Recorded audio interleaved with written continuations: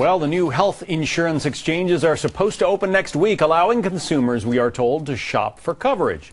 President Obama says all that competition is going to make health insurance affordable. What you don't hear him talk about much is the big reason insurance costs are dropping in some places. The New York Times points it out on today's front page. Many insurers are significantly limiting the choices of doctors and hospitals available to consumers. Jamie Weinstein is a senior editor at the Daily Caller. So that's one way to drive costs down. And according to the Times, Jamie, that's what's happening. Some of these insurers are saying, OK, you want insurance? You're going to have a very narrow selection of doctors and hospitals who can treat you if you get sick. Absolutely. They're limiting access to doctors and hospitals, but it fits a common pattern that we've seen since this bill has been enacted. When President Obama was selling this bill, he made all sorts of promises that have turned out not to be exactly true. For instance, he said, we will, insure tens of millions of more people, and plausibly it would not add to our debt. We know that was budget gimmickry now.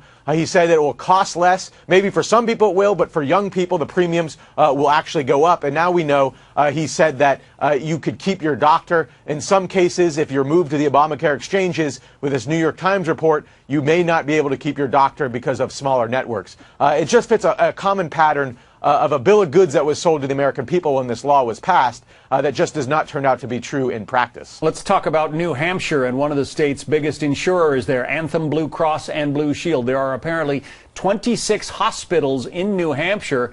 Anthem says we're going to eliminate 10 of them as options under the new health care law. So, if all of a sudden more than a third of your hospital choices are out of bounds to you in New Hampshire, well, that's going to make longer drives and some other problems for people who get sick.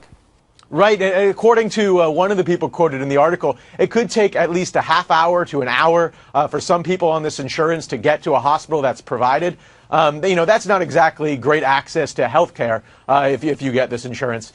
So that certainly will create problems for those who don't live near any of the provider hospitals.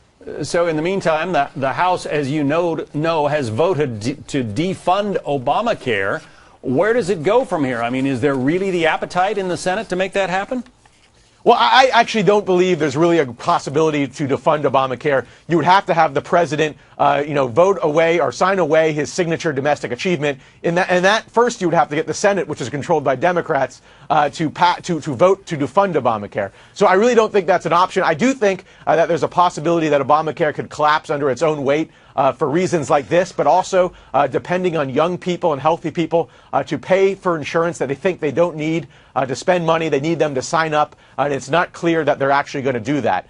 So we're going to have to wait and see whether the Obamacare will actually get those young people it needs to support the exchanges to sign up. I think that's really where the focus is going to be. The president said you can keep your doctor if you like your doctor. That doesn't seem to be holding up to scrutiny. We'll see. Jamie, thanks. Thank you.